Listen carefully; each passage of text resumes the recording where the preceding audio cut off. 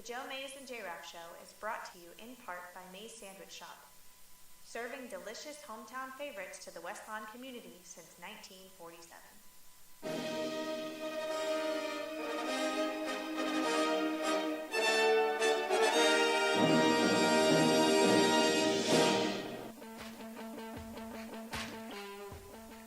You are listening to the Joe Mays and J-Raff Show, bringing you the latest news and commentary on baseball. The 0-2 pitch, swing and a miss, struck him out! The Philadelphia Phillies are 2008 World Champions of Baseball! Hockey. Ladies and gentlemen, the Flyers are going to win the Stanley Cup! The Flyers win the Stanley Cup! College football. The Big Ten championship lies on a measurement. Did he get it? No! He didn't get it! Penn State holds! They brought back the fun, they brought back the excitement, and now they've brought back a Big Ten championship. The Penn State Nittany Lions are Big Ten champions. And the NFL. He's in! Patriots win the Super Bowl! Brady has his fifth! What a comeback! Now, here are your hosts, Joe Mays and Justin Raffoff.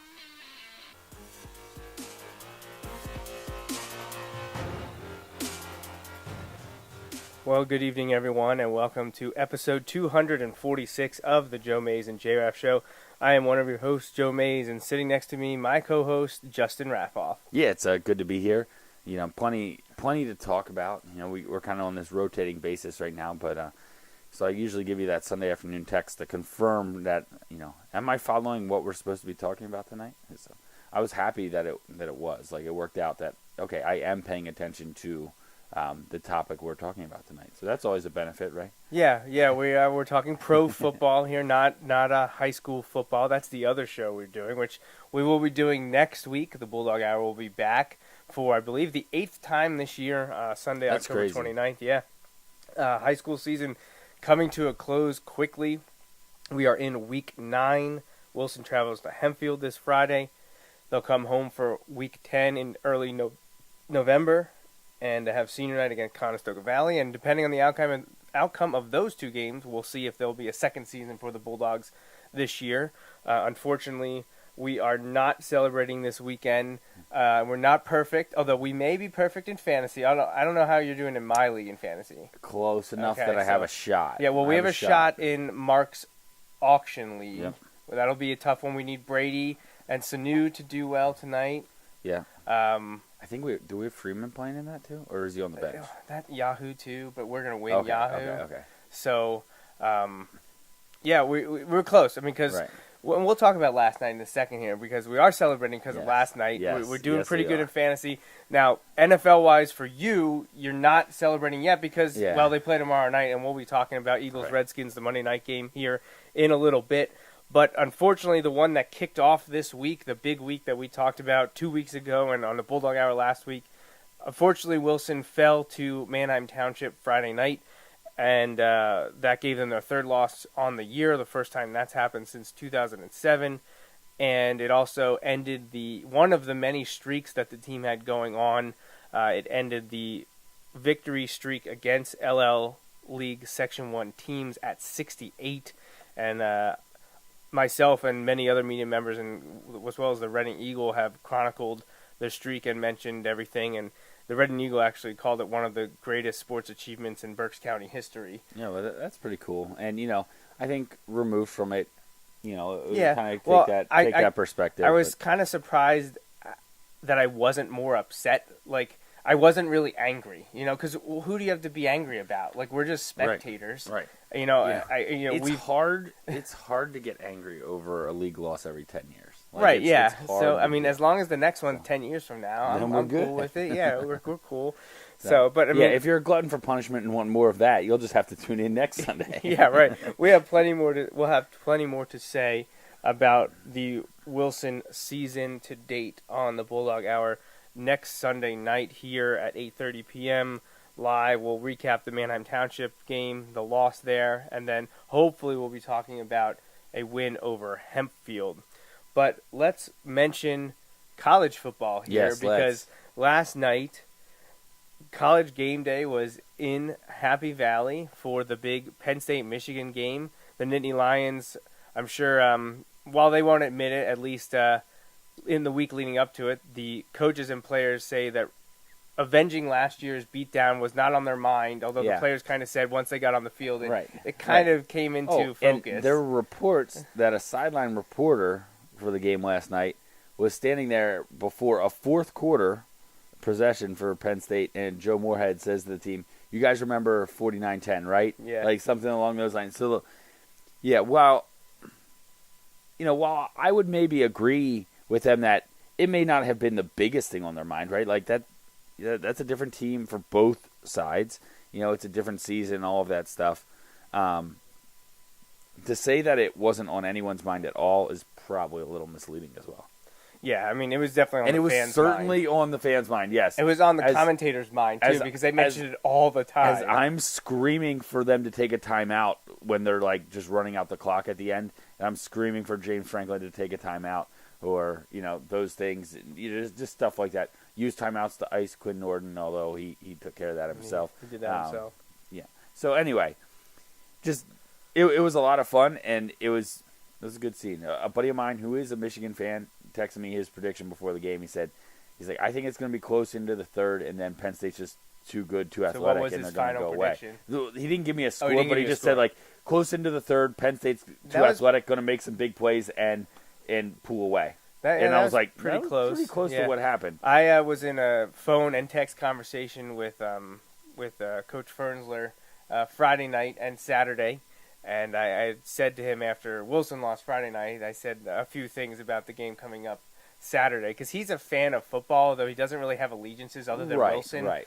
He wears Michigan stuff all the time, but I wouldn't call him a Michigan fan. He just I'd likes say big-time you're right. college And football. there's connections there. And so, right. But and he pokes the bear with us about Penn State all the time. Yes. Now, he hasn't been able to do it this year, so I was letting him know about the Michigan game and how nervous I was, and he texted me late last night or early this morning. He's like, I guess you're okay now. I was like, yeah, feeling a little bit better. Well, see, what's funny to me is now, again, I understand that probably not all Michigan fans feel this way, but I bet a good number do. A good number of them are probably thinking right now, and I've heard from some that I know are, please Penn State just win this week coming up. Like they just probably. They're like, I would if think you beat so. us, like being Michigan, like they don't want us to lose to Ohio State. Like we're the lesser of the two evils to them in that situation. To the majority of the fans, not all. There'll be some if you're a that Michigan don't fan like that grew up Penn in State Pennsylvania, for example, then possibly, I could understand that. We've talked about those things all the time, but it was just interesting to go down. How things went down last night. Saquon had some of those highlight reel plays. It's just unbelievable every time. I was every time he touches the ball. Deflated when he dropped that wheel route. Yeah. I was like, oh, yeah. Everyone was up cheering because they saw he was open. And when he's open, he's going to make a great play. But now, I think he was trying to make his move because he knew, saw it coming and he then knew he wasn't going to score. Yeah. He knew he had to make a move to score if he was going to score. And I think he started beforehand. But then when he bobbled it late and caught it, oh my gosh, that just went even crazier. Yeah. Oh, and at that point, that was kind of like a nail in the coffin. It was a great atmosphere. I'd say there were possibly still like 95, 100,000 fans in the stands at the end. Like it was still pretty full at the end, and the place was just rocking, and it was a good time. Well, you're part of history as you helped to set the attendance record for a Penn State football game at Beaver Stadium. Over 110,800 people. Which nuts. Eclipsed the game that I was at. There were so many people there. The Nebraska game was still the leader. I just looked actually before this game in the last few weeks of what are the attendance records, and I believe I was at 3 or 4 of the top 10. Nebraska in 2002, and then 2005, the Penn State-Ohio State game, which was a huge one. And then I believe also that year Penn State-Wisconsin was a big one. I think so, because that's the one they won to win, to all but clinch the Big Ten. Right, They had to beat right. Michigan State the next week, Right. but that was like a deciding game. Yes. And I remember a bunch of my friends that from high school that were at Penn State at that time also like drove out to Michigan State that week because Michigan State wasn't the Michigan State of like these Michigan State teams. And I actually wasn't in State College that weekend. It's not because I went to Michigan State, but I actually we drove to Pittsburgh to visit Kelly's parents, and Kelly took me for an early birthday gift to the Igloo to watch Penguins Flyers. And the Flyers dismantled the Penguins like 6-2 or something like that. So that was a good weekend. Yeah, standing there in my Flyers jersey in the upper decks of the Igloo. Yeah. Oh, man, the stories I have, my buddy Sean and I wearing our Flyers jerseys, chanting for them to move the Penguins to Vegas. Is that when tickets were like $5? Yeah, student rush. You could just show up, get best available ticket for $20. You sit right on the glass. 4 rows off the ice for Flyers, Penguins for $20. Yeah, can't beat that. Awesome. So, yeah, it was a great night, Saturday night. If you're a Penn State fan, sitting at number 2, the Nittany Lions are there for the first time since 1999. Are they ranked this high? But I kind of laughed at James Franklin's press conference last night because I felt the same way as he did. The ESPN interviewer, I can't remember her name right now. She's on College Game Day, but she asked about like celebrating or what are you going to do after this win, and he was like, "What time is it?" And my first thought was that he was going into the Michigan joke, and I was like, he wouldn't do that on live TV. But she said 11 o'clock, and it really was right at 11 o'clock. And he said, well, we'll celebrate this one for another hour, and then it's on to the next one. Not even like saying it, not even acknowledging it. But that's how I felt. I was super happy last night, but when I woke up this morning, I was like, oh, man, we got to go to Ohio State this week. Oh, and then you have to top that off by going to Michigan State. So, like, yeah. See, now, like, the worst scenario is beating Ohio State and then losing to Michigan State. No, the worst is losing to both. The worst. Well, okay, you're right. Losing to both would be the worst. But like, could you imagine back-to-back wins over Michigan, Ohio State, and then losing to Michigan State? That would be frustrating. Gosh. It would be frustrating. But you know what? I don't know. They're 7-point underdogs. 7-point underdogs to Ohio State. So. Well, we did find out today that apparently Reese Davis and crew had a fun time with the Penn State team in Happy Valley, that they're going to follow them to Columbus this week. It's kind of crazy because that's not just not an ABC game. It's not an ABC family game. That's a Fox game, which is why it is a 3:30 game because they have a World Series game next Saturday at 8, probably around then, probably 8:35, like first pitch. Go Astros. So, I don't know. Someone that said about Chase. I know. I kind of want Chase to get it. And honestly, I'm not a Dodgers fan. I kind of want Kershaw to get it so that people can just stop. I'd like to see Verlander get it though. Yeah, I don't know. I don't know. I honestly don't care. I don't know. I don't know. I just think the Astros were so bad for so long for a while, especially when the Phillies were good. The Astros weren't any good, and the Dodgers were right there always. What didn't bother me was like every time the Dodgers were like supposed to beat the Phillies won. So, well, it's true. I feel like I should have more dislike for the Dodgers than I actually do. But if Ali wasn't there, it would be a lot easier, I think, for me to not root for them. Yeah, I mean, I guess I don't take that Utley being there much into account because he did win with Philadelphia. Like, no, I get that. Won with the Phillies, then I'd be like, I'd like to see him win. No, I get that. But all right, well, enough talking about high school football, college football, baseball. On the show, where I was like, we're going to talk pro football today. Yeah, well, we are going to talk about football. We're going to talk about NFL right now. We're going to start. If you look, as we get to some of these games, there's not a whole lot to talk about in some of these games because some of these teams are just bad. Well, it is funny, though. Like, the first 4 games here were all decided by one possession. Yeah. And then we get to a couple interesting ones. But, So let's start with Thursday night because, man, was that an intriguing game. Yeah. That happened out with the AFC West team. Kansas City and Oakland. Chiefs coming off a loss, their first of the year. And looking to get back on track. Unfortunately, they had to go to Oakland for this one. And the Raiders, well, they were falling fast. I think they had lost 3 in a row. Not looking great. They needed some help if they wanted to keep pace with the Chiefs. They lost to the Steelers last week, but everyone expected them to rebound. Well, they didn't get it done, and it was kind of in a crazy way. And I'm going to try to pull up the highlights here because we want to see how the game ended. Because technically the game was over, I think, in the end, 4 times it concluded. Yeah. So it was crazy. I know a lot of people are like, oh, the Chiefs aren't as good as everybody thought they were. Well, that may be actually true. But the other part is they're like, oh, they're falling apart, all this stuff. I'm like, they were the road team on a Thursday night against a team that has to win. Like, the Raiders had to win. If they lose that game, you can pretty much kiss the season goodbye because at least in appearance, because it would look like they're so far behind everyone else in their division, at least what we thought was going to be, in that case, they'd be so far off pace that it would be a big problem. But in reality, the Raiders, that desperation, they were able to get it done. So I think while people were making a lot out of it, I feel like it isn't as big of a surprise. I picked the Chiefs. Like, I thought the Chiefs were going to rebound. So did I. But, like, I wasn't stunned. Like, some people were stunned that the Raiders won this game. No, I mean, I wasn't at all. Like, I was. You talked about it last year. The Raiders, or at the beginning of this year when we were predicting, the Raiders won a lot of close games last year. They looked awful in a couple games, but this is one of those games where this would have fit right in with one of their wins last year. Like, a game that they played well enough to win, but you're not. They're probably going to lose this. Nope, they won. So when we look at how it kind of plays out, like you said, it was a crazy ending, but the Raiders were able to get it done, and now the AFC West wide open. Yeah, it is wide open. Because not only, I don't want to jump ahead, but the images, the video is struggling to load here. But not only now have the Chiefs lost 2 in a row, the Raiders got back in the win column. The Broncos now lost 2 in a row and looked awful today. They haven't scored a touchdown, I believe, in the last 2 weeks. Like, didn't they lose 17-3 last week, I think? I'm not sure. It might have been 17-13 or something. I don't even remember. I do know the Panthers lost 17-3 today. We'll get to that one.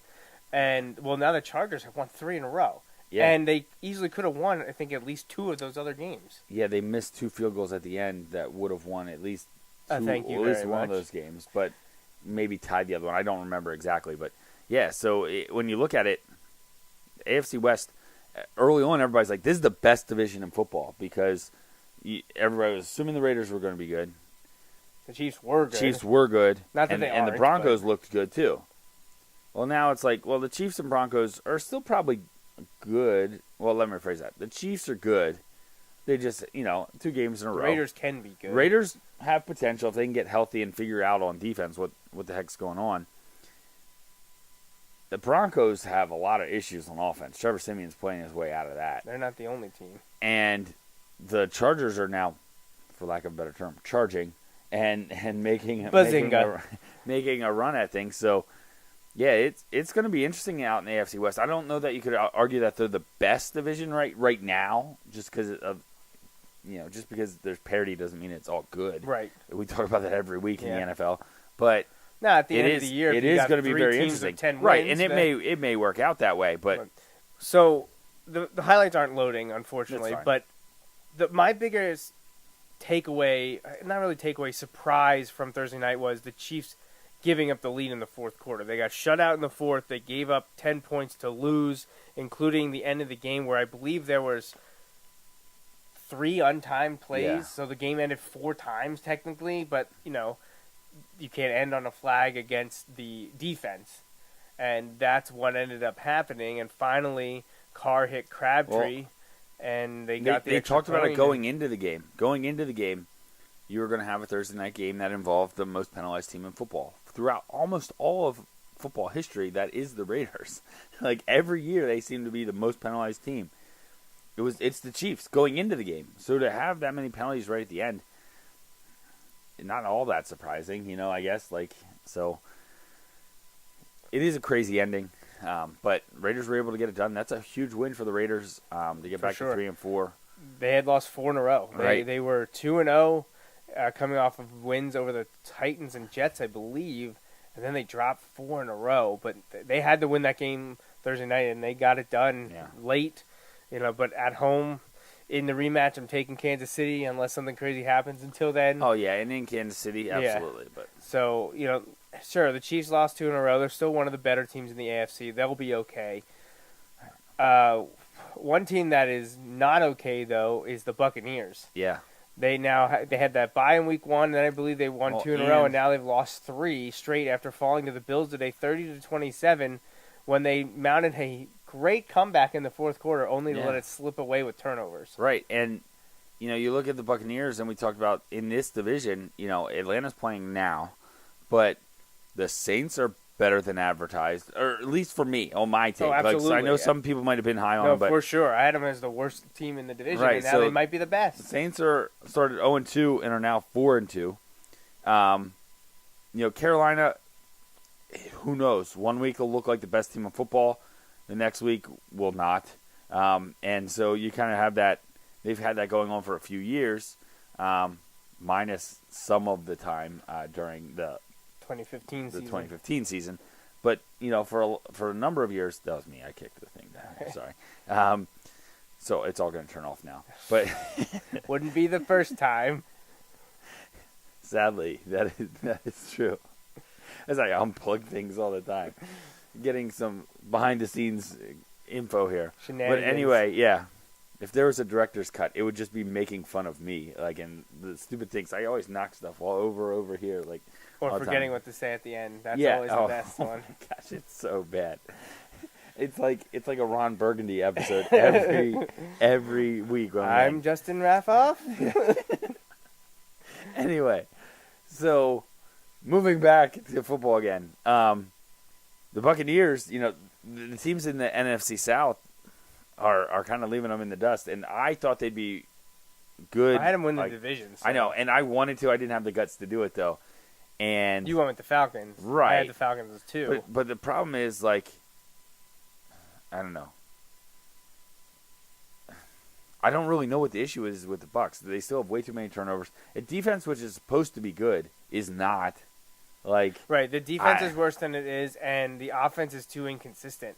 Like right. Winston has a hot streak, right? And Dirk Cutter got Lovie Smith fired, not intentionally, but like they fired Lovie Smith so that they could bring in the guy to take this good quarterback to the next level and have him be like a franchise guy, for 15 years. It's been a disappointment so far. Yeah, he's kind of plateaued. He's good. He'll put up crazy numbers, and fantasy-wise, sometimes he puts up great numbers. Winston will throw for 330 yards, 3 touchdowns, but he'll also have 2 picks. Well, in fantasy football, that doesn't, all right, I'll take the 3 touchdowns and the 2 picks, whatever. But in real football, like, that's a problem. Those picks are becoming a problem. And it's not just him. Well, I mean, they lost the game today because of a fumble. Right. Not from him. Right. From a receiver trying to get more yardage. Right. It's just a mess. Crazy stat out of this game. LaShawn McCoy, this was his first rushing touchdown today. Was it really? Yeah, of the season. Did he have any receiving ones? He I feel like that can't be his first touchdown of the year. I feel that way too. But the Bills are an interesting team, though. They beat the Jets in Week 1. They fall at Carolina, but in a game that there were no touchdowns, I believe. I think it was all field goals. That's acceptable. Fine on the road. Carolina looks like they could be a good team in the NFC. Then they beat Denver and Atlanta in Atlanta back-to-back weeks before dropping to Cincinnati. Right. Like that one, you're just like, why? Then they have a bye. Then they cough up a lead to the Buccaneers today, but then they are able to capitalize on the turnover and win the game. So now they stick to, I guess, they're essentially the status quo here after a bye and a win.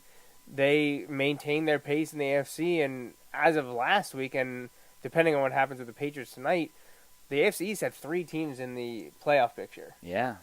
So and Buffalo winning today and Miami winning today, that's not changing. Right. Yeah, as crazy as that is. But yeah, it's pretty interesting. And you know what? The team we thought was going to be the worst team in football, or one of the worst, the Jets, are no joke. They're not. Well, I mean, they're not world beaters, but they're no joke. Depending at all. on what side of the coin you're on, you could have said they easily could have, should have, would have won last week. Depending on what you feel about the referee mishap. I don't really want to get into it because it was last week, but honestly, I think what ended up happening was right by the way the rule is written. Now, as a football person, it's maddening, but we've been over that with catches in the past. But hashtag Des didn't catch it. But honestly, the Jets could have, should have, would have beaten the Dolphins again today. Right. So you got to put that on the team as well. It can't just be absolutely. on the refs or anything. They obviously couldn't execute. I mean, McCown threw an interception with less than 2 minutes to play in the game. Yeah, that hurts. And but the AFC East is I wouldn't ever say it's the best division in football by any means, but it's interesting that all 4 teams aren't out of it. Now, it is interesting. They have to play New England Now, this is the twice. Buffalo schedule. Right. They have to play New England twice in December. Well, they play them on December 3rd and then on Christmas Eve. Merry Christmas. You get to play Buffalo, or you get to play the Patriots at New England. And then they have to go to Miami on New Year's Eve. Right. So, which I'm hoping, I would love for that game to mean something. that would be incredible. That would be awesome. That loser stays home, winner goes to the playoffs. Yeah. Whew. Yeah. Maybe that could get flexed to Sunday night. There you go. That'd be fun. There you go. Have that. Is there a leading up Sunday to New night Year's. game on New Year's Eve? I think know there's no Sunday Monday. night- There's I no think Monday Sunday night game the week There of should be. week 17. There should be. New Year's but Day. I don't know that there That's will be. college football, man. Can't No. play. I'm saying this one. This should be flexed to Sunday. Oh, there should be it's a a Sunday Sunday night. game, Yeah. Absolutely. Yeah, we could see. Although I thought that might have ended in week 16. I thought week 17 it might be different. It may. I'm almost certain there's a Sunday night game. I know there is. I don't know that there will be one this year because it's New Year's, but yeah, it could be different this year. the NFL doesn't really care about that when they come to The scheduling. NFL, Like, the they'll go head to head NFL with anything. The NFL bows to no one. They dominate everything. College football moves their games when the NFL plays on New Year's Day. Yeah. College football moves it the second. Right. And Which is people crazy because complain how about- many things can make college football do something? Right. Not too many. Yeah.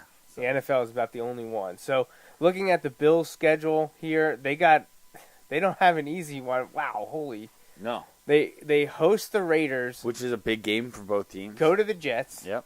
host the Saints, Yep. go to the Chargers, We're surging. go to the Chiefs, host New England, then their second bye, which you got to think they got to beat the Colts. Because Andrew Luck is definitely going to be shut down for the season before then. And then they finish with hosting Miami, going to New England, going to Miami. Wow. They don't play Miami till week 15, and then they play them Well, twice in Miami 2 does the weeks. same thing with New England just a few weeks earlier. I thought you were going to say Miami does the same thing with Buffalo, and I was going to say, No. really? Thanks. Thanks for that clarifying insight. that. Yeah. Thanks for all your help. So, I'm gonna pull up that Week 17 schedule. I want to see what all the games are in Week 17. Let's go back over here. That is not helpful. NFL.com. Yeah, not the best. All right, we'll go back to where we were. Here we go. Week 17. Panthers, Falcons. There is no scheduled Sunday night game. Yeah, but do they announce all the Sunday night games at the end? Like through the whole season? Yeah, Okay, then maybe here's Week 16. that's Monday night. Oh, there's 2 Monday night games because it's Christmas. Eagles, Raiders. Man. Oh, maybe I thought they always had a Sunday night scheduled, and then there was always See, an I think asterisk. with the flex, they've stopped scheduling them from like week 13 on or something, and then they just schedule them as they get closer. Like instead of like truly flexing out of a Monday or a Sunday night, I think they just flex into a Monday night. No, there's Sunday one in Week 16, Okay, well I have no idea. or no, Week 15. Cowboys at Raiders. There might just not be one because it's New Yeah, Year's well, Eve. the holidays I think really are screwing up Week 16 and 17. You got 2 Saturday games. Yeah, but there's no true Thursday game college that week. football that week Right. either. There's 2 Saturday games. This is the week of Christmas. This is Week 16. 2 Saturday games, bunch of Sunday afternoon games on Christmas Eve, then Christmas evening games, and then 2 on Christmas night. Do you like being able to watch your Eagles on Christmas night, or would you rather not have that ruin your I'd rather Christmas? not have that ruin my Christmas, but yeah. So at least when they play primetime now and it's a work night, like I can just be like, I need to go to bed, so Yeah. So I just turn it off. But it'll be hard because I won't have to go to work the next day. But yeah. What about New Year's here for your Eagles? We're down here Sunday. Oh yes! Yeah. Please flex, please flex, please let there be a flex. Oh my Oh gosh. man, can you imagine an 8:00 Cowboys at Eagles game on New Year's Eve?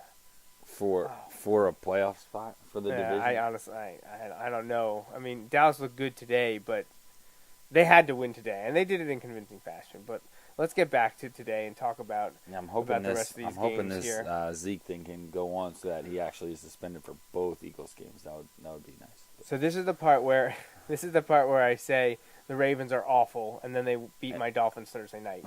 But so the Vikings, they're making it interesting in the NFC North, especially with Aaron Rodgers' Yeah, injury. because it doesn't really seem like it matters who their quarterback is because they're good everywhere else. Yeah. And so I thought they were done Even when without Dalvin Dalvin got Cook, hurt. yeah. I thought that was going to be the one they wouldn't be able to overcome. So far, their defense is really good.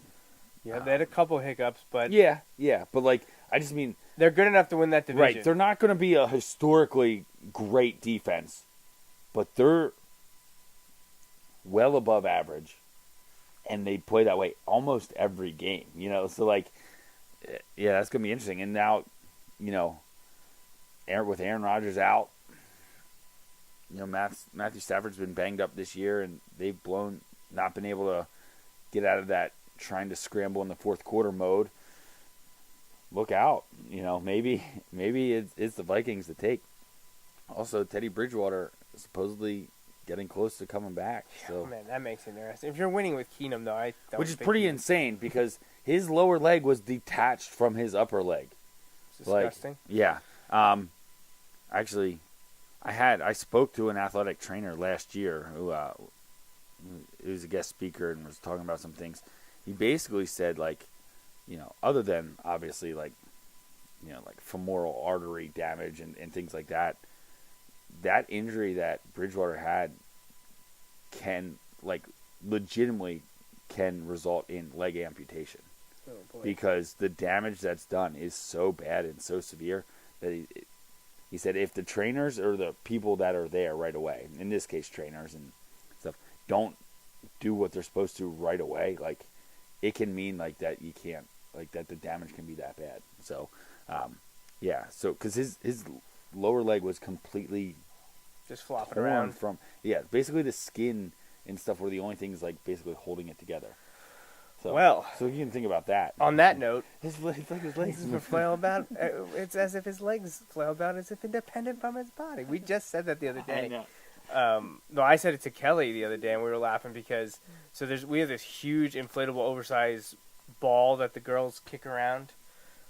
I kick around with the girls, and because it has Disney princesses on it. But Natalie wanted to be the goalie, so she stands in a doorwell.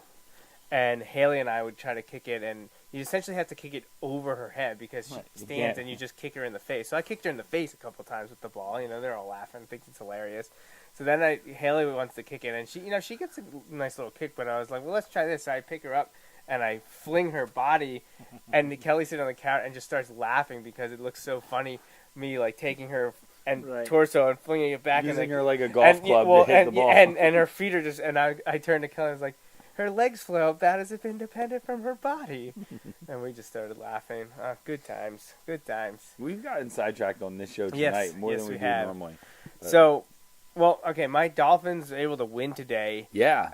31-28, and I got to watch just because of the way the game was going. Right. Thought No, they were I in mean, trouble. I knew they needed to win this game if they wanted yeah. any semblance of a chance of getting that 5th or 6th spot, one of the wild cards.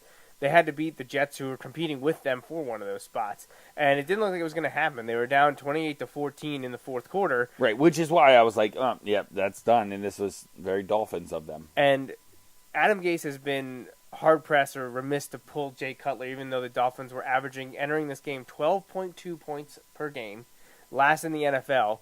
He's defended Cutler for a while, but then in the early third quarter, Cutler got knocked out of the game and possibly will be out for 2 to 3 weeks with supposedly a few broken ribs at the least. So Matt Moore came in and immediately throws an interception, and I'm like, well, this is the Dolphins season. We're on our third string quarterback at this point, although I know he's been backup quarterback for a number of years there. But just like last week against Atlanta, they didn't give up, and they somehow managed to pull it out, scoring 17 unanswered points in the fourth quarter, including a Cody Parkey field goal with just, I think, less than 30 seconds to play. And Miami won 31-28. Huge win for the Dolphins. They moved to 4-2, if you can believe that. They already had their bye in week 1. Ouch. Yeah. So they beat the Chargers in week 2. Shouldn't have, but they did. Then they lost to the Jets in an ugly fashion where they didn't score until the last play of the game. Then they were shut out by the Saints in England before going on this little 3-game winning streak where they held on to beat the Titans at home, went to Atlanta, came back and won that one. Now avenged their earlier loss to the Jets just 3 weeks ago by beating them there today in comeback fashion. Now, if they want to show that they are a legitimate possible playoff team, they have to win this week. Yeah, it's tough because what did I just say? Those road Thursday night teams, man, that's tough. They also really tough. play awful against the Ravens. And Yeah. the Ravens are one of my least favorite teams in the NFL, which I love know the your Ravens. mom loves to hear. But I don't like the Ravens, even with Ray Lewis not there anymore, for a number of years now. But I've also never bought into Joe Flacco. And it just pains me every time the Dolphins play them because the Dolphins play terrible against them. So they're due. Well, I love to look at it that way, but I don't. But Miami needs this game Thursday night at M&T Bank Stadium. Because you were talking about not easy schedules. You look here. Well, I mean, if the Bills have a tough schedule, Miami has to because they play the same teams. Right. Other than, 2 or 3 where Right. you align So with the you have other AFC division Oakland. guys. You have Oakland. You have, host Oakland. Right. Go to But then Carolina. You go to Carolina. You go to... No, host the rescheduled Tampa sorry. Bay game. Yeah, The and game that was supposed to be week 1. That's November 19th. Then So wait, one of these is... it's a Monday night game. Okay. They play 3 straight Right. primetime games. Wow. They play this Thursday at Baltimore. Then they play Sunday night hosting Oakland. Then they play the following Monday night at Carolina. So, okay, this reeks of NFL rigging it because they couldn't have a team averaging 12.5 points a game play 3 primetime games in a row. So they just phoned it in, and now Matt Moore's there, and they score 17 points in the fourth quarter. Hey, you're welcome. Now you're getting You're ready. welcome. Yeah, hey, yeah, at least, right. I mean, it's too bad that Baltimore isn't playing better, that NFL Network could hype up the game like they did this the past 2 weeks. Were really Right. I mean, I guess the Raiders were, 2-4 at the Right, time. but Derek Carr was coming back. You had all that talk. Rich Eisen said, he's like, you haven't heard as much from the Thursday Night Football haters this year as you did before. They've been at least entertaining games. Right, you could make the case, but just in terms of saying, oh, it's bad football and stuff, you can still argue some of that in some of these games. However, they've been entertaining games, whereas last year it seemed like they were just one-sided blowouts. Well, I think it started, week 3, where it was Rams 49ers, where Yeah, they put up 70 70 points or whatever. Since then, I think the games have been, on paper, good matchups or good rivalries, and then they end up being good games. So I'm fine with it being a good game Thursday night as long as Miami wins. Going, right. But yeah, so host Oakland, go to Carolina, 3 primetime games, then the rescheduled game due to the hurricane in Miami against Tampa Bay. Then they get their first trip to New England, which is Thanksgiving weekend, host the Broncos, and then welcome the Patriots back in the following week. That is a Monday night game. So they got 4 primetime games in the next, 7 weeks? Yeah. Wow. 4 primetime games in the next 7 weeks for the Dolphins. Then they, kind of when we alluded to talking to the Bills just a little bit ago, they go to Buffalo on December 17th. They play at Kansas City on Christmas Eve. Well, there goes my Christmas. Then they host the Bills on New Year's Eve. So, yeah, kind of a poor draw for the AFC East this year, having to play the AFC West, who maybe they're not world beaters, although the Chiefs look like the one. They're good. Top to bottom, they're all, Yeah. you know. There's not one you're like, oh, who do you want to play from the AFC West? Yeah. Well, thankfully, we already beat the Chargers. Yeah. That's good. But You now we got got to 'em. play Oakland, Denver, and Kansas City. So, Yeah. all good right. luck. Yeah, so a couple games we'll breeze past here now. Rams the dismantled the Rams- Cardinals. Carson Palmer's out for 2 months. And you heard all this too, because the Cardinals looked incredible last week, and somebody's like, yeah, but the issue isn't doing it 1 week when your stars are Doing it 32, consistently. 33, and 34 or whatever. It's doing it week in, week out. Now, to throw a wrench in that, you're playing in London, so that makes it even more difficult. So Road team. man, the Rams. Yeah, but see, you would think. So when I was picking this game, I'm like, I think the Rams are the better team. But I was like, the Cardinals are the veteran team, so like I think they may handle this a little bit better. Well, apparently not. It's the second time we've seen a blowout, shutout loss in London now too. Like with the Ravens getting housed by Jacksonville. So yeah, big win for the Rams. And now they come back. And for these guys, we talk about the East Coast teams flying. You can almost double the flight for some of these guys. Yeah. So that's crazy. So big win for the Rams. The Jaguars. Man, AFC South is interesting. Two as questions well. I have out of this one. Can the Jaguars get more consistent? Because when they're good, they look good. They look really good. Well, they have a great defense. The problem is, the flip of that question, I should say, not the problem. The flip of that question, how bad are the Colts? Like, how bad are the They're Colts? bad. They are. What do you do? They're like, with because the they have Jets a conundrum. 49ers too. level of bad right now. Yeah. Or I shouldn't say that because that misconstrued. They are what we thought the Jets might be, like them and the 49ers, the Colts Right. and 49ers, because. So here you go, though. Like, they have Andrew Luck. Like, what do you do? I know he's not playing. Do you shut him down for the season?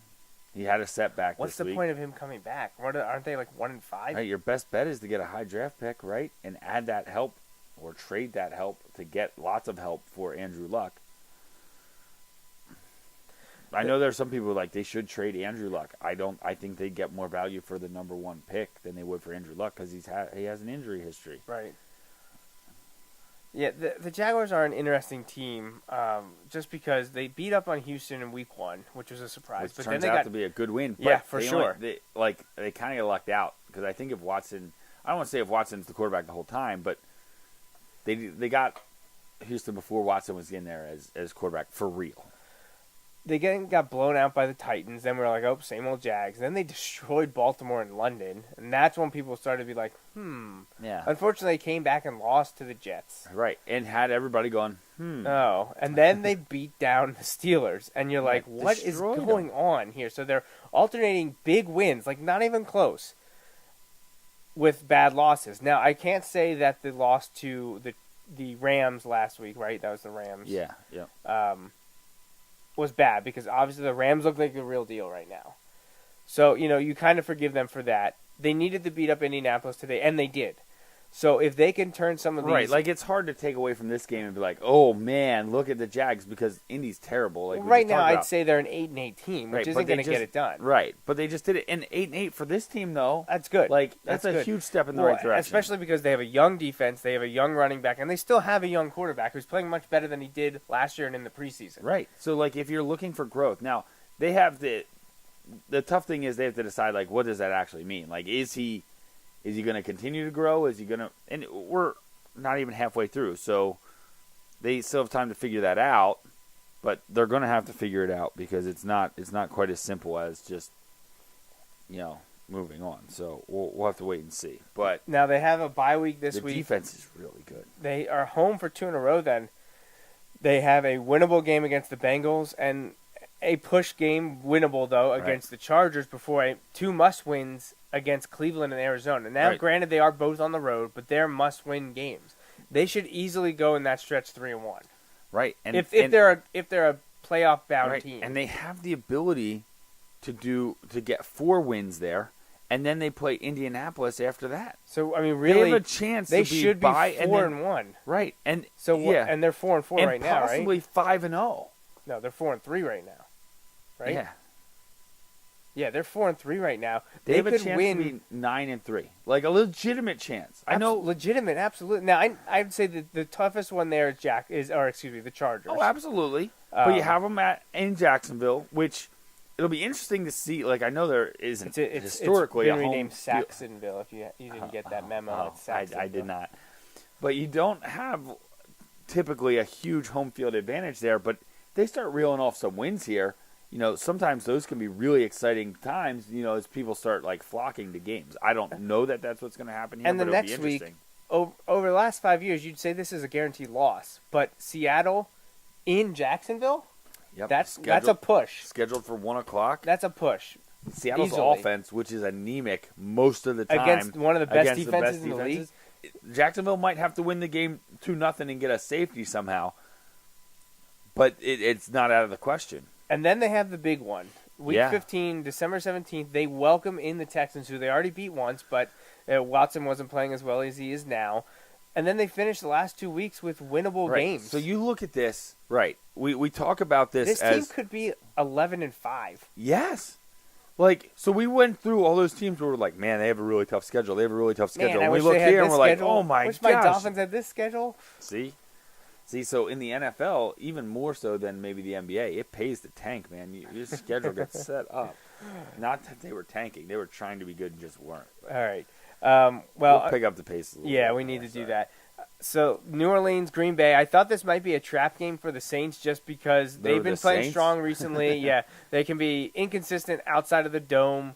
I know Green Bay was out Aaron Rodgers and Brett Hundley's first career start, but something was telling me to just take Brent Green Bay in Hundley, this one. is he the UCLA? Yeah. Okay. Yeah. But the Saints were able to get it done. They outscored the Packers in the fourth quarter to win 26-17. Now, I think this says more about the Saints than it does the Packers. I think that the Saints are here to stay. They've brushed off some of the early season struggles from the last few seasons. They can still duke it out offensively, go toe-to-toe with big offensive numbers, but the defense was able to corral the Packers, who looked good early on. Aaron Jones looks like a good Aaron guy Jones for looks the like Packers he may to be rely the on. running back there, which is good for them because they've kind of been struggling since Eddie Lacy had his breakout year and then couldn't follow it up. So, but it was a good thing that Saints got that win because not only do they get another one in their win column, a division rival got one in the L column in Chicago. The Bears put up 2 defensive touchdowns by the same player, Eddie Jackson, a 75-yard and a 76-yarder, first player in NFL history to have 2 of that length in the same game. Eddie Jackson, 12, Panthers, 3. Right. And the Bears only put up an additional 3 points. So you can't say it was a great performance from the Bears offense, but another great defensive performance from the Chicago defense. Yeah, and more of that Jekyll and Hyde from the Panthers. Who are you going to see? The team that I know New England's defense isn't great, but they put up huge numbers against New England. Cam had back-to-back 300-yard passing games, and then put up 3 points against the Bears. Yeah, they just look bad today. And you gave up 2 touchdowns on offense. Your defense doesn't give up a touchdown and you lose. Yeah. But now the Packers lose a second straight week. The Bears win again. Detroit idle, but Minnesota got a win. Yeah. So, and like we mentioned earlier, the big win for the Saints to keep pace there, and started 0-2 and now 4-2, I believe. So, that's good they for started with shutting out my Dolphins in London, and they've been on a roll since. Now Tennessee and Cleveland, no one wanted to win this game. No one wanted to score any points. They relied on their kickers. Late in overtime, Tennessee finally got it done. Ryan Suckup kicked the game winner. 12-9 Tennessee over Cleveland. If Cleveland was going to win a game this year, this was a chance. Not that because they're better than the Titans, but because it was a close game. It went to overtime. They had the All they had to opportunity, do. and they couldn't do it.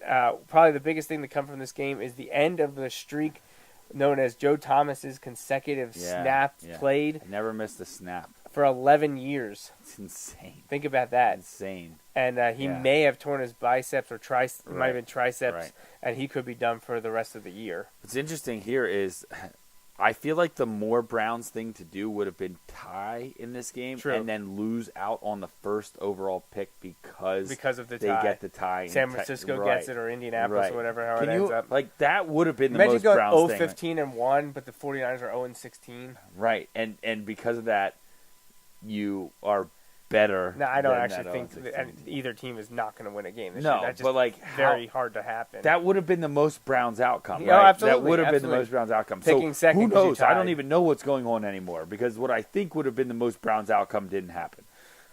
So I know a lot of it was Cowboys made look to good. do about the 49ers because they were, 0-6, Right, and but, they like, lost, lost every 4 or game was 5 in within a row. $3, within 3 points. And then a question on NFL Game Day Morning was, do the 49ers keep this within 3 points? And I think everyone said no. Well, they were right. Ezekiel Elliott had a huge game. Is it going to be his last one? I know No, technically he'll be around. Well, I know technically he's not supposed to have his appeal heard until after next week's game, but the NFL wants it moved up. We'll see if that happens. Right. And But- I think there was something weird, like the judge who was supposed to hear was out, so it was like an interim judge had heard. Like, man, it is really weird. I did see a tweet today that said it's interesting.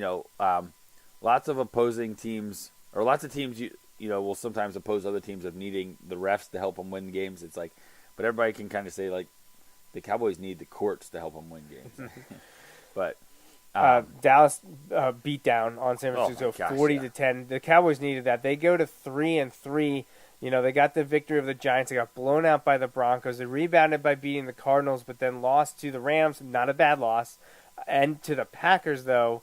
But after their bye week, they beat the 49ers here. LA and Green Bay, they held in both those games. They held second half double-digit leads and lost gave both it away. those games. Yeah.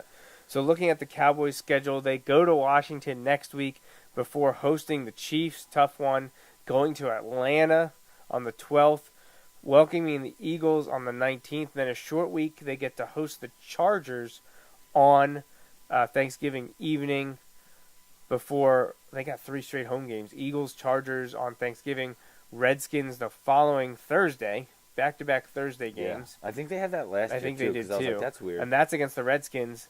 Then they have to go on the road for 3 of their last 4 to the Giants, to the Raiders, host the Seahawks on Christmas Eve, then finish up in the city of brotherly love against the Eagles on New Year's Eve. Happy New Year's, I hope. Happy New Year's. All right, another inexplicable. I mean, 3 teams were shut out today. Yeah, I don't know the last time that happened. Wow. Yeah. The last time Indianapolis was shut out, I think it said Jacoby Brissett was 16 weeks old. Oh, here's a great one. He wasn't even born, I think, when this happened. Very close. Might have been about the same time. The Jets hadn't lost a game in which they led by 14 or more in the fourth quarter since 1995.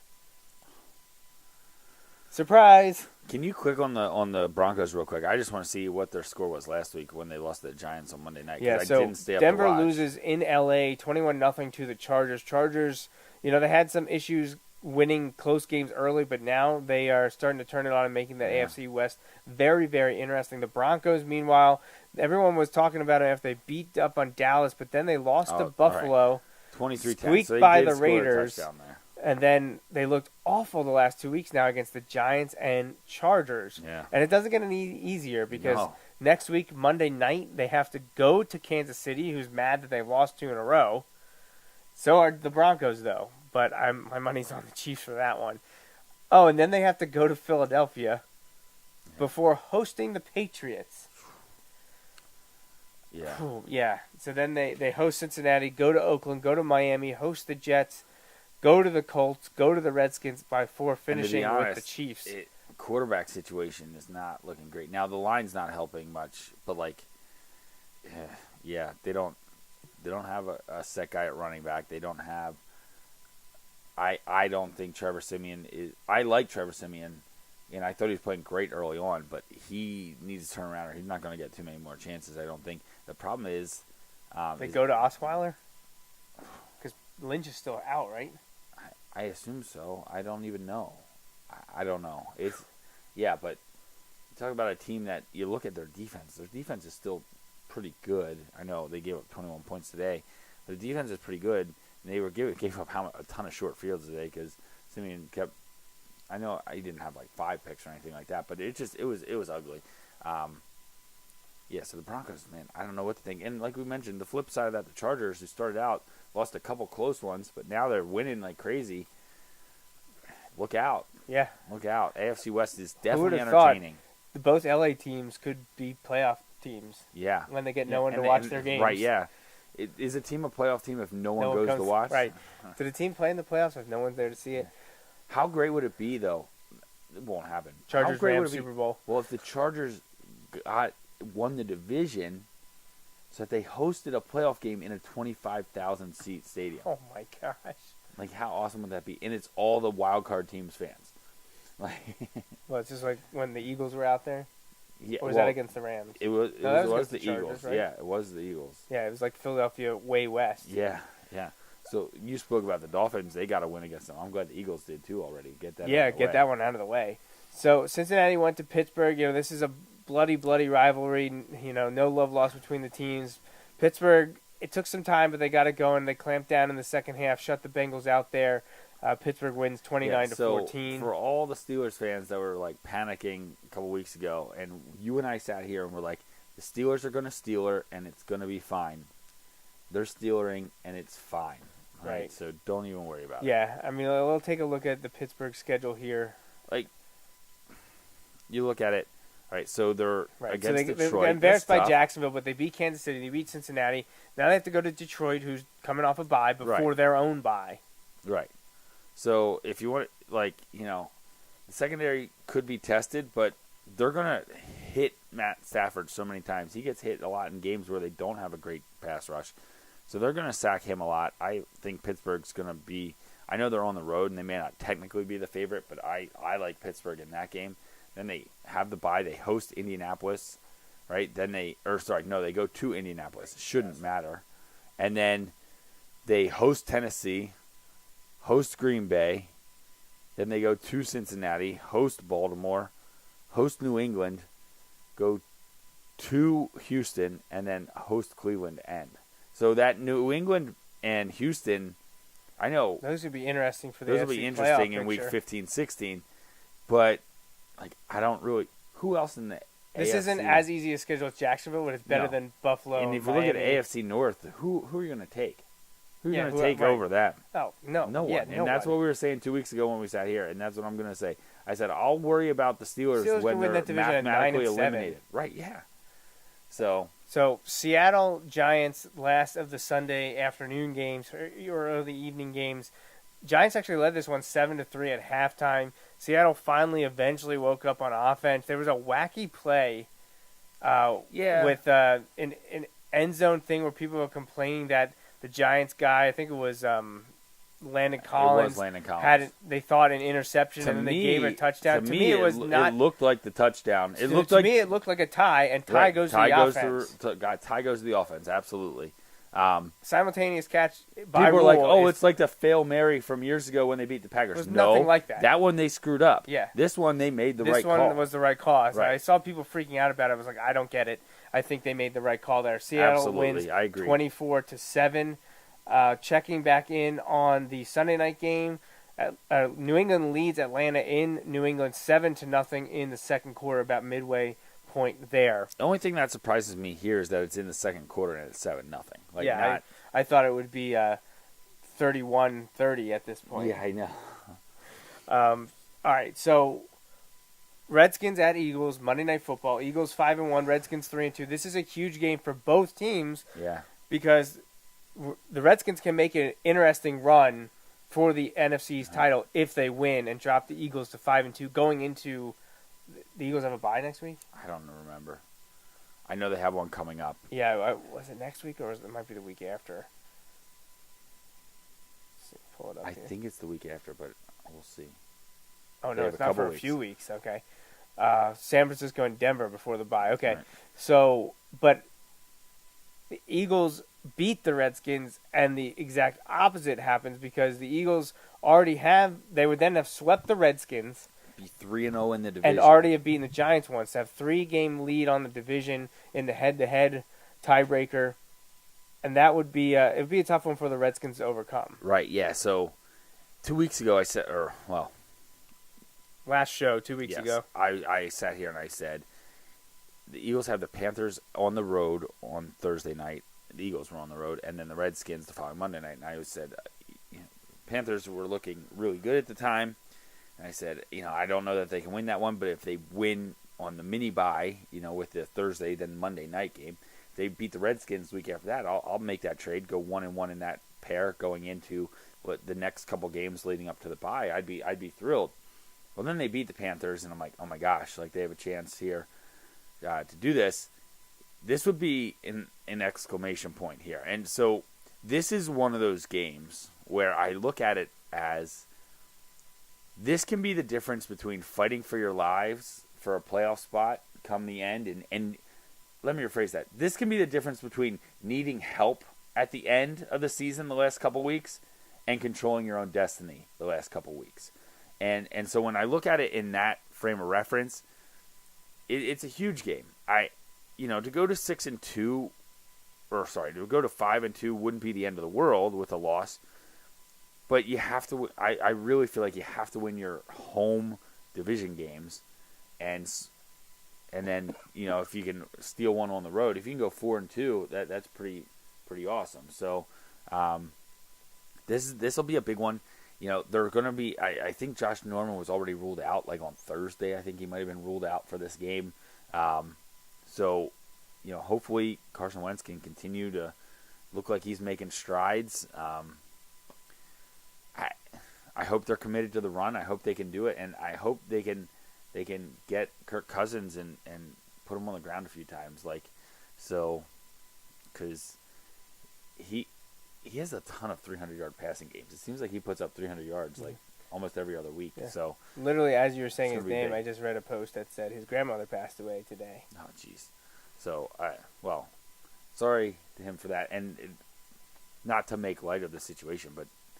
All right, he's going to throw for 450 yards tomorrow now, so that's as long as Wentz throws for 451, does it matter? If he throws for 450 and no touchdowns and the Eagles win, I don't really care. Yeah. So my dad's been texting a couple of times. Of course. At the beginning, when we were talking about some things and you said you weren't sure, he said, it doesn't surprise me that Justin has no idea. I don't even know what we were talking about. I forget what we were talking about. I think it was something with schedules or who plays who or who had a bye or things like that. But then the more relevant one to this conversation is the thing that scares him the most is the Eagles look like the best team in the NFL right now. I know you said you weren't ready to say that, and I sent you a thing of shots fired today where, who was it? Who did I say it was? It was on NFL Game Day morning. It was on NFL Network. I can't remember. It was Warner. Oh, it was Kurt Warner, Warner. He said that there is isn't. no dominant team in the NFC right now. And I would agree with that For him to say just NFC, though, surprised me because I wouldn't say there's one in the entire NFL right now. We talked about this 2 weeks ago on the last show. Like, the football play is kind of a little brutal this year, and it's kind of weird to not have a team that is just super dominant and just destroying people and looks like the team to beat. I mean, some ways I'm sure it's good, too, but it's just awkward. It's different. But Redskins-Eagles, if the Eagles beat the Redskins tomorrow in convincing fashion, I think most people are going to say Philadelphia is the best team in the NFL. It's going to be hard not to start getting really excited if they win tomorrow night. Like, it's going to be hard not to start getting really excited. So we'll have to wait and see. Long road, and I try to stay a little more even-keeled on the Eagles ones, just because the NFL is so different from the college ones. Like, that one game can mean everything in college football. Until you're talking about games that literally keep you in or out of the playoffs, at the end of the season, that's not the case in the NFL. Like, you don't have to win by style points. You don't have to do anything. Like, just win ugly. I don't care if it's an ugly game tomorrow night. If the Eagles get the win, if they win 12-9 in overtime, I don't care. Like, yes, I'd love them to look better than that. A W is a W. That's all that matters. That's all that matters. So, I hope they win. I hope they can. Keep things rolling. I hope they use some of that time. I know some guys are starting to get back. I know Ronald Darby has been practicing and some of those guys. So it would be huge if they could get somebody like Ronald Darby back as, Josh Norman's still out. My dad chimes in and says they always find a way to choke, though. Yeah, that's the part. That's the problem, right? That's why I try to ride it nice and even, never get too high, never get too low, because I know how this ride ends. We've talked about it. The Steelers. I've seen this story before. I know how the Steelers are going to go. Everybody's panicking early in the season. They're going to make the Not AFC me. Championship Actually, that's game not a true. choke. Everybody's panicking early in the season, and I'm panicking too. Not because they don't look good, but because I know they're going to be good. Same thing with the Patriots. People are panicking. They're going to win the AFC East. They're going to be in the AFC Championship game, probably make the Super Bowl. Why? Because I don't want them to. It's going to be Steelers, Patriots in the AFC Championship Exactly. game. It's going to be Steelers, Patriots, and then, it'll be Redskins, Cowboys in the NFC Championship. And I will just have to, not watch football for 3 weeks. So, what I want, my football viewing is going to end with Penn State winning the national championship. Oh, my gosh, yes. Actually, if they were to win the national championship, I probably should just stop. Like, Just go out stop. on top. I'm done. done. I'm never watching another game again. Retiring from football. Obviously what I want is the Dolphins to do something for once in my lifetime. It's been decades since they've been meaningful, getting past the first round of the playoffs. It's been a while. But what I was going to say is, honestly, I would love to see a Steelers-Eagles Super Bowl. Oh, my gosh. Can you imagine watching one of those games? Nightmare. Where That I is can my just sit there nightmare. with That is my popcorn, nightmare. just kick up my legs and I be would like, have a nervous go at it. breakdown. I would have a nervous breakdown. That cannot happen to me. It was close. My sophomore, when the Eagles made the Super Bowl, 2005, 2004 season. The Steelers lost to the Patriots in a close game in the AFC Championship. And this was the beginning of me really not liking the Steelers. So I wore my Eagles jersey the next day, and people are just screaming at me as I'm walking down the street. They don't have a chance against the Patriots. And I just reply, what chance do the Steelers have? And that did not go over Better well. chance than the Steelers. Yeah, right? yeah. Oh, So, boy. oh my gosh. Yeah. That was their nightmare scenario, was Eagles-Patriots. For my friends who are Steelers fans. Yeah. Thankfully, I can't end up with a Steelers-Patriots Super Bowl. I don't know. No, you can't. You're right. Unless I can have it worse. Unless it we can pull be an Astros. It can be Cowboys. Yeah, my dad's like, not only were How they about Cowboys-Patriots or Cowboys-Steelers? that would be disaster. I'd root for. I wouldn't root for the Patriots, but I'd hope the Patriots win. Cowboys-Steelers. Steelers, absolutely. Okay. Because here's the thing. Is there any scenario where you'd root for the Cowboys? None. No. It could be. No, I can't think of. I mean, in the Super Bowl, you mean? Yeah. No. I'd be open to hearing suggestions of possible scenarios. So you hear that, folks? Unless my son grows up to play for the Cowboys, then all bets are off That's the table. the only one I can think of, and Yeah. in that case, I think you'd put your I used to say to my dad when I was a kid, "What would you say if I got a scholarship to Notre Dame?" He said, "Go Irish." All right. My dad says you could always root for the Cowboys, so there's that. I could. I think it's more likely that I stop watching football. But All right. Now, I forgot to mention this to you before the show, so maybe it won't work. But I was actually going to say we're going to do Bulldog Hour back to back because. But okay, yeah, we're that's going to fine. do. That's fine. So next week we're going to do recap week 8 and 9 and preview week 10.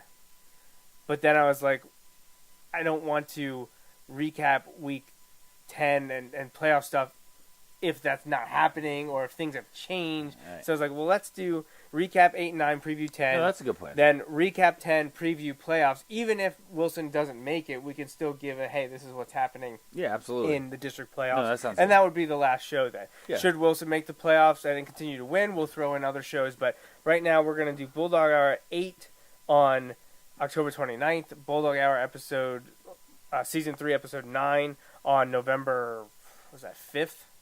Yeah. I think, November 5th. So we won't be back on the regular Joe Mays and J-Raff show to talk NFL until November 12th, I think it is. And by then we'll be in week 10, and we will definitely have separation and know what's going to happen here. Yeah, and obviously, we'll have some clarity on Penn State too, like we opened the show with. absolutely, because we'll be done with That crazy stretch. We'll be done with Ohio And State, they Michigan will have State, played and Rutgers. Rutgers, yeah. So who Michigan is tied with, by the way, right now for 4th place in the Big Ten. So Right. there's that. So, but we're gonna wrap up here. Any shout-outs, anything to say, anyone to mention before we get out of here? Not off the top of my head. Yeah, I'm blanking as well. That always serves me so well going into the next week. I'm like, oh, I forgot this. But so thanks for joining us. This wraps up the 246th episode of the Joe Mays and J-Raff show. We hope you tune in every Sunday for our take on sports. Until next time, I'm J-Raff. And I'm Joe Mays. Thanks for listening. Thanks for listening to the Joe Mays and J-Raff show. Tune in every Sunday for the latest sports discussions from Joe and Justin. Each episode is available live on Facebook Live. and can be downloaded or streamed on iTunes and SoundCloud. You can interact with Joe and Justin on Facebook and Twitter, and stay up to date with the guys at joemaysandjraff.com. The Joe Mays and J-Raff show is part of the JMNJR Radio Network. For more info, visit jmnjrradio.com.